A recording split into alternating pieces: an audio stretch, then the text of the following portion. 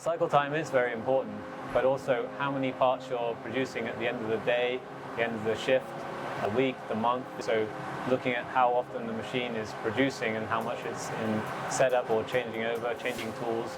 The machine efficiency is very important. So tool life, chip control, these are all things which contribute to an overall parts in the bucket at the end of the day. You should always bear in mind what parts are coming in the future and be looking ahead so that you can strategically put items in the machine in certain key positions. When we provide a solution to customers, we provide them with multiple parts they can run on the same machine. Having a machine they can't use or can't fully utilize, that would be a risk. You bought this machine and now you can't run it. So you have to have the support system to be able to help you run the machine, so be it programming issues, programming questions, tooling issues and support. Our job in application is to help our customers fully utilize the machine.